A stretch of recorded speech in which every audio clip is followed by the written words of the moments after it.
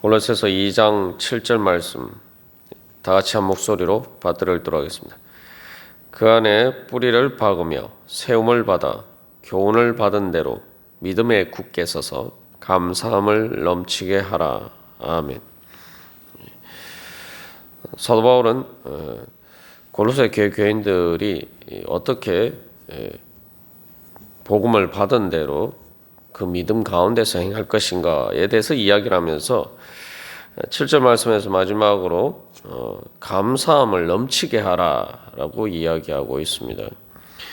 그래서 이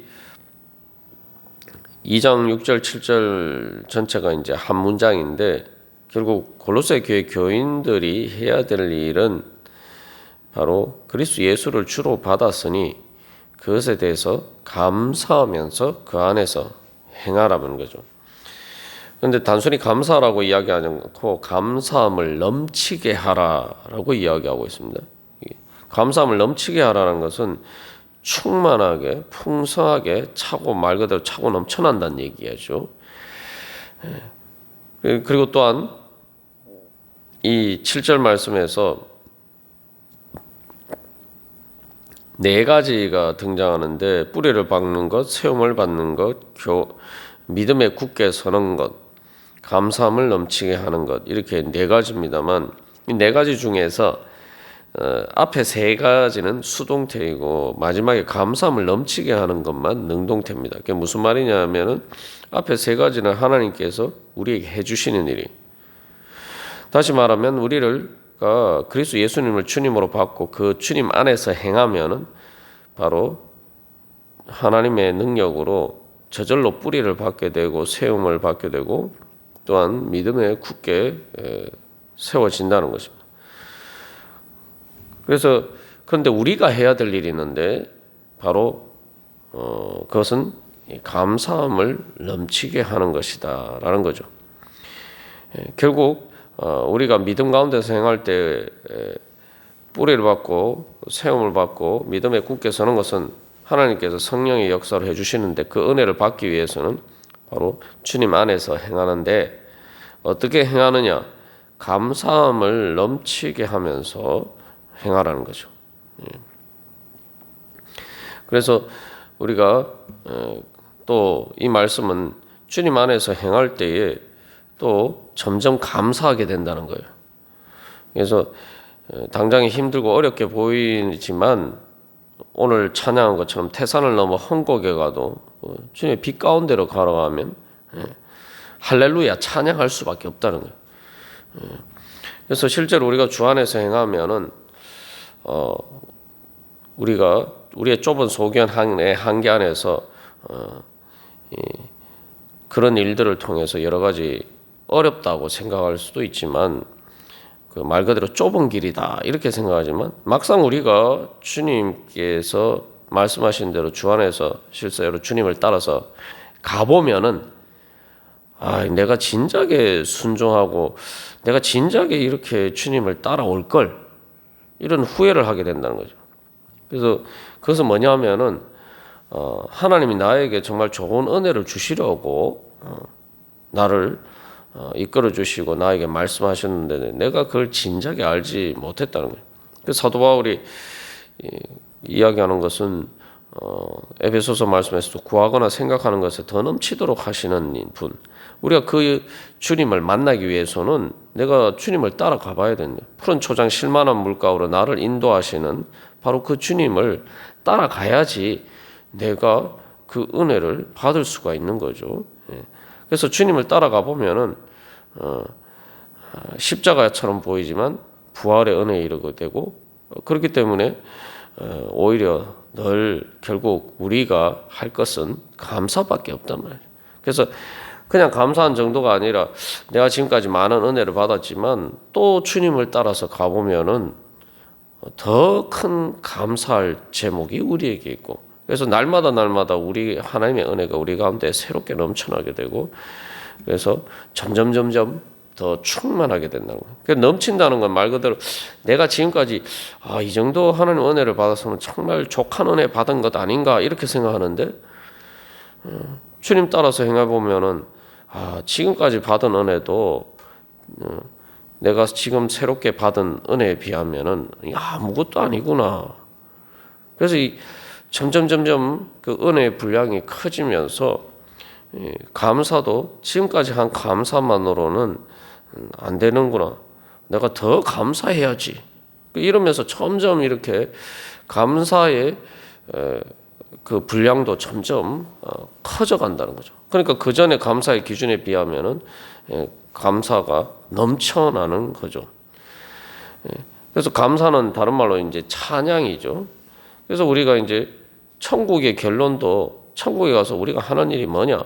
주님께 예배하는 일이다라고 이야기하는데 예배의 본질은 찬양과 감사입니다.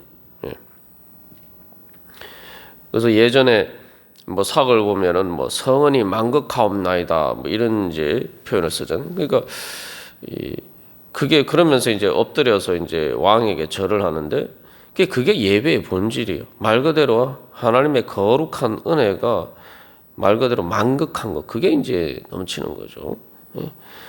그래서 천국에 가면은 요한계시록을 보면은 천국에서 우리가 하는 일이 예배다라고 할 때 그게 무슨 얘기냐면은 천국에서는 주님께서 주시는 은혜와 그 행복 때문에 우리가 감사가 넘쳐나서 말 그대로 이제 감사가 넘쳐나서 찬양으로 나온다는 거죠. 그래서 그 찬양과 경배가 바로 천국의 본질이라는 거죠. 그래서 이 요한계시록을 보면 천국에서 성도들이 하는 일이 바로 어린 양 대신 주님을 찬양하고 경배하는 것인데 그래서 수많은 성도들이 바로 이 천국의 성가대가 되어서 바로 하나님을 찬양합니다. 그것이 바로 사도 바울이 결국 너희들이 주님 안에서 행하면은 너희가 받은 그 복음 안에서 행하면은 너희들이 그렇게 감사함이 넘쳐나게 된다. 그렇게 또 소망을 주면서 또 건면하는 것이기도 합니다.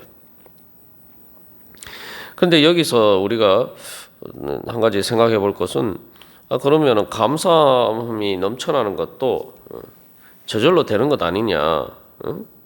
뭐 하나님의 은혜를 받았으니까 감사하게 되는 거 아니냐? 그런데 왜 앞에 세 가지는 7절에서 앞에 세 가지는 수동태로서 하나님이 해주시는 일인데 왜 감사함을 넘치게 하는 것은 왜 우리가 해야 되는 일이냐? 우리가 그것을 한번 생각해 볼 필요가 있습니다. 그래서 우리가 항상 신앙생활을 할 때에 우리가 종종 그 순서를 바꾸어서 생각할 때가 많아요. 그게 무슨 말이냐면은 하나님이 해주시는 일이 있고 내가 해야 되는 일이 있어요. 그런데 우리는 내가 해야 되는 일은 하지 않으면서 하나님이 해주시는 일을 바라기만 할 때도 있고 또 하나님이 해주시는 일인데 그걸 자꾸 내가 하려고 할 때가 있단 말이죠. 내가 하는 하나님께서 해주시는 일인데 우리가 자꾸 그 하나님이 해주시는 일이 될까 되지 않을까 자꾸 이렇게 걱정한단 말이죠. 그러다 보면은 정작 내가 해야 될 일은 놓쳐버릴 때가 많단 말이죠. 다시 말하면 내가 주님 안에서 행하면은 아이고 이게 잘못돼서 막 흔들리지 않을까, 내 삶의 안정과 평화가 깨어지고 내가 뿌리를 박지 못하고 흔들리지 않을까 자꾸 이런 쓸데없는 걱정한다. 내가 주님 안에서 행하면은 자연히 뿌리를 박게 되는 것은 하나님께서 책임지시는 일인데 또 세움 받는 것도 하나님 책임지시는 일이고 내가 또 믿음에 따라서 행하면 그 믿음이 점점 강해지는 것도 하나님께서 당연히 그렇게 해주시는 건데 자꾸 그것을 믿지 못하고 걱정하면서 마음이 흔들리고 그리고 내가 이렇게 한다고 하면 오히려 내가 무너지고 흔들리는 거 아닌가 이렇게 자꾸 생각하고 내가 더 이렇게 약해지는 것 아닌가 이런 쓸데없는 걱정을 한단 말이죠. 감사함을 넘치게 하는 것은 그런 것을 주님께 맡기고 우리가 주님 안에서 행하면은 그 모든 건 은혜를 하나님께서 베풀어 주신다는 거죠. 그래서 뿌리를 받고 세움을 받고 믿음이 강해지면은 또 감사함이 넘쳐나게 되는 거죠. 그래서 이 우리가 골로새서 1장에서부터 지금까지 살펴본 것처럼 사도 바울이 계속 이 감사에 대해서 이렇게 강조하고 있는 이유가 그것입니다. 다시 말하면은 그래서 예수를 주님으로 받아서 그 안에서 행하려면은 감사함으로 행해야 되는 거예요. 그리고 믿음이 뭐냐? 뿌리를 박으려면은 감사해야 돼요. 어떻게 하나님께서 우리를 세워주신 그 은혜를 받을 수 있느냐? 감사해야 되는 거죠.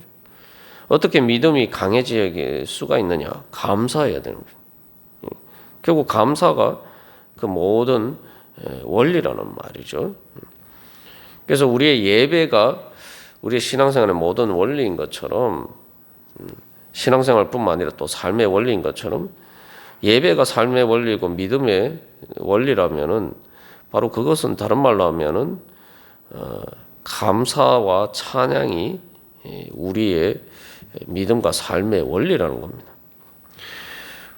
그래서 앞에 찬양에 대해서 이야기를 했습니다. 감사함이 넘쳐난다는 것은 그래서 실제로 이렇게 행하는 것처럼 바로 내 안에서 내 영혼의 깊은 곳에 이 감추어져 있던 하나님의 보물이 드러나는 거예요. 드러나면서 말 그대로 생명수가 내 영혼의 깊은 곳에서 이게 샘솟듯이 흘러나오는데, 우리가 지난번에 나눈 것처럼 그것을 우물에 있는데, 생수에 우물이 있는데 그것을 뚜껑을 딱 닫아놓고 있으면은 우리 자신에게 아무 소용이 없죠. 그러나 믿음으로 내가 주님께 말씀을 따라서 행한다는 것은 무엇이냐?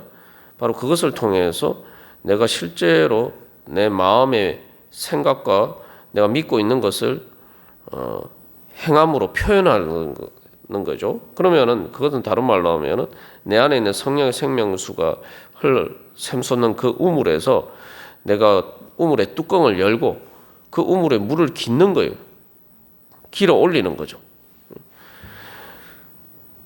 그게 그렇게 되면은 어떻게 됩니까? 바로 내 영혼의 깊은 곳에서 하나님의 생명수가 차고 넘쳐나면은 그게 이제 감사로 표현이 되고 그게 내 입술의 찬양으로 나타나게 되는 거예요.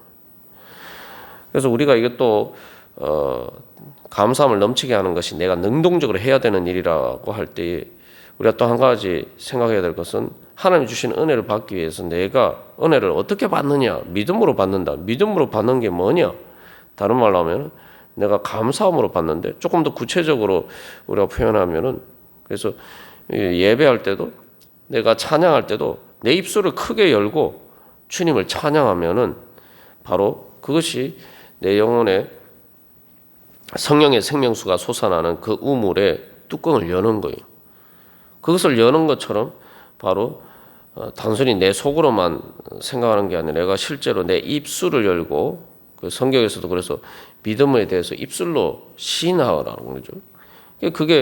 그것을 더 이렇게 적극적으로 하는 것은 바로 내가 찬양할 때 내 입술을 크게 벌려서 내 마음과 정성을 다해서 그렇게 힘차게 찬양할 때 바로 그것이 내 안에 성령의 생명수를 퍼올리는 그러한 펌프 역할을 하는 거죠. 그래서 사도 바울이 감사함을 넘치게 하라는 거예요. 그래서 말 그대로 그 물이 성령의 생명수가 내 그 펌프질을 하면은 그 물이 이제 올라오잖아요. 그 물기를 따라서 올라와서 이렇게 콸콸콸콸 넘쳐나요. 그렇게 하도록 하라라는 거죠. 그렇게 하는 게 바로 그 펌프질이 감사라는 거죠. 그래서 우리가 여기서 이 주 안에서 행하는 것과 관련해서 이 감사함이 어떻게 나타나는지, 그것이 얼마나 중요한지를 잘 보여줄 수 있는 예시가 바로 구약의 이스라엘 백성들이 광야에서 행하는 거죠. 그 이스라엘 백성들이 홍해를 건넌 다음에 제일 먼저 한 일이 하나님을 찬양한 일이에요. 근데 문제는 뭐냐면은 그렇게 하나님을 찬양했으면, 그래서 홍해를 건너서 광야의 길에 처음으로 접어들었을 때에 그들이 하나님을 찬양하면서 시작했으면은 그 찬양으로 감사로 계속 그 길을 갔어야 되는 거죠.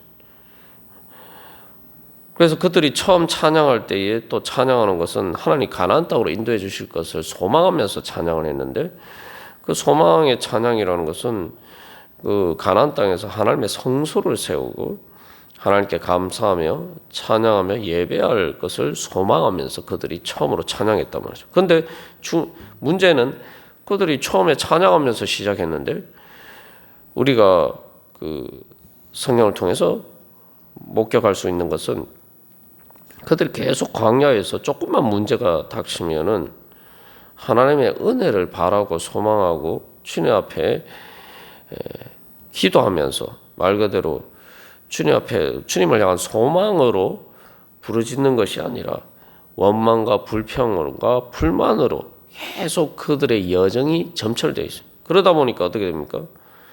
결국 하나님의 은혜를 받지 못하고 그들의 그 광야 길이, 하나님께서 그럼에도 불구하고 계속 은혜를 베풀어 주셨는데도 불구하고 그 은혜에 대해서 감사하지 않으므로 결국은 그 첫 세대는 여호수아와 갈렙을 제외하고 다 이렇게 가나안 땅에 들어가지 못하고 죽게 되죠. 그러니까 우리가 예수님을 주님으로 믿고 내가 그렇게 신앙생활 하면서도 우리가 그렇게 이스라엘 백성들처럼 그렇게 하면은 하나님의 은혜를 제대로 못 받고 그 은혜 가운데 살지 못하고 그렇게 살아가게 됩니다. 그래서 그리스도 예수님을 나의 주님으로 받았느냐? 그리스도 예수님을 나의 주님으로 섬기느냐? 그러면 주님 말 그대로 그리스도 예수를 경배해야 되죠. 그렇다면은 우리가 감사해야 됩니다. 감사하면서 찬양하면서 우리가 주님 앞에 나아갈 때에 바로 그것을 통해서 은혜의 문이 우리에게 열릴 줄 믿습니다.